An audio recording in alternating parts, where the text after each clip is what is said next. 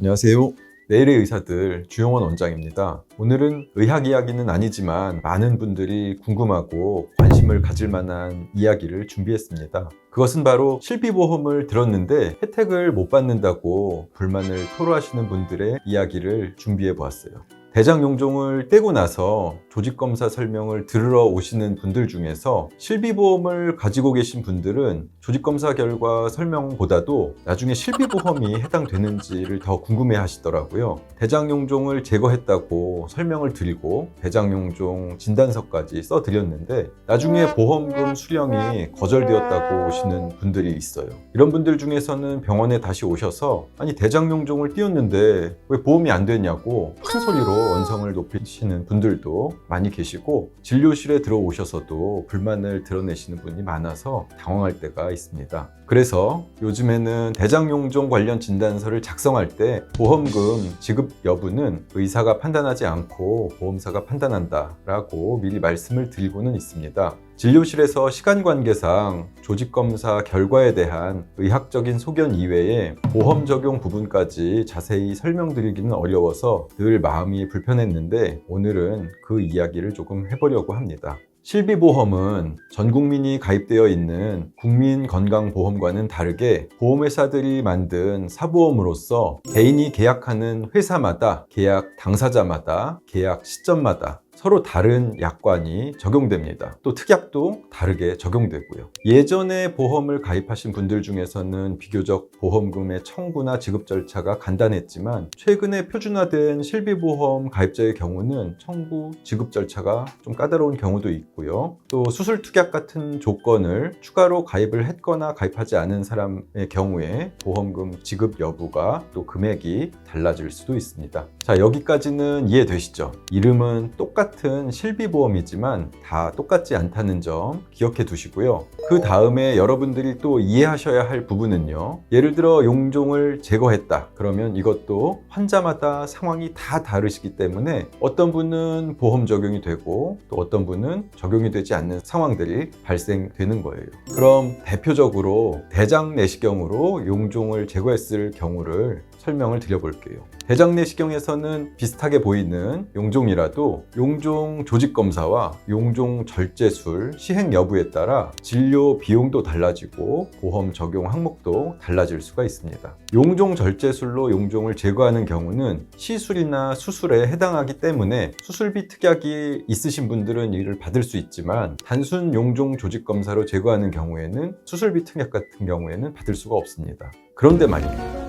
흔히 대장에서 용종을 떼었다고 하시면 환자분들께서는 이 조직검사로 떼었는지 용종절제술로 떼었는지 잘 모르시는 분들이 많아요. 그래서 도대체 왜 누구는 보험금 지급이 되고 누구는 되지 않는 경우가 발생하냐고 답답하신 거죠. 보통 이제 부부가 오는 경우에 두 분 다 용종이 있어서 한 분은 조직검사를 떼고 한 분은 용종절제술로 떼게 되면 두 분이 똑같은 검사를 하고 똑같이 용종을 떼었는데 수납 금액도 다르지만 나중에 보험 적용도 다르게 되는 거예요.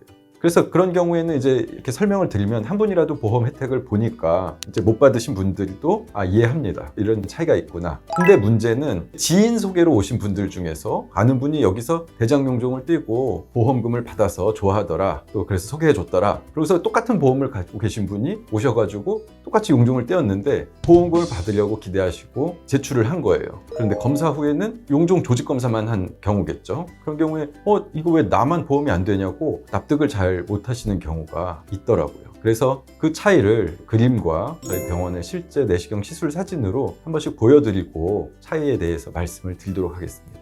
대장내시경에서 용종을 발견하게 되면 그 크기와 모양에 따라 시술 의사가 치료 방법을 결정하게 됩니다. 크기가 좀 작고 단순 절제로 제거가 가능하다고 판단을 하게 되면 조직검사를 이용해서 용종을 절제하게 됩니다. 이제 자료 그림 보실 텐데요. 그림처럼 조직검사 포셉이란 기구로 용종을 잡아서 떼어냅니다. 그리고 저희 병원에서 실제 조직검사한 사진을 이렇게 보시게 되면 이와 같이 조직검사로 용종을 잡아서 제거가 됐고요. 약간 피가 날 수 있는데 15분 이내에 멈추게 됩니다. 만약 국가건강검진에서 대장암 검사에서 혈변이 나와서 2차로 대장 내시경을 받게 되는 경우라면 대장 내시경 비용뿐만 아니라 이 조직검사 비용까지도 국가에서 지원이 됩니다. 그래서 환자 부담은 적어지고 반면에 실비보험 청구는 불가능한 경우도 있어요. 국가에서 이미 이 조직검사, 포셉 비용까지 시술 비용이 지불이 되었기 때문입니다.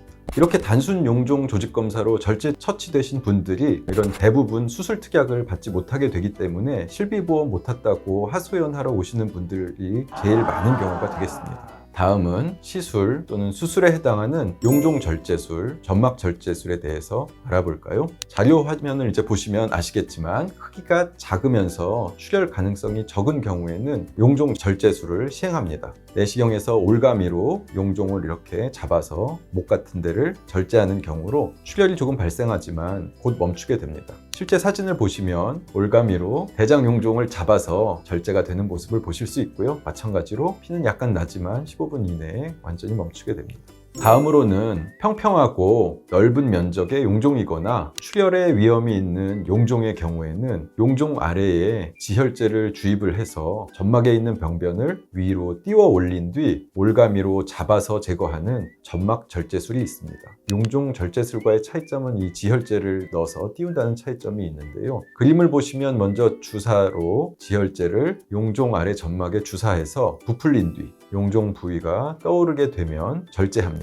이와 같은 술기를 통해 장천공과 출혈을 예방할 수가 있습니다. 그래서 용종의 출혈이 걱정이 될 때 이와 같은 지혈제를 주사한 뒤 용종 절제술을 시행하게 되면 출혈을 예방할 수가 있습니다. 어떠세요? 궁금증이 조금 해소되었나요? 환자분들의 용종 모양과 크기에 따라 용종 절제 방법이 달라질 수 있고 그렇기 때문에 시술 비용도 달라질 수 있고 또 실비보험 적용 여부도 달라질 수가 있습니다.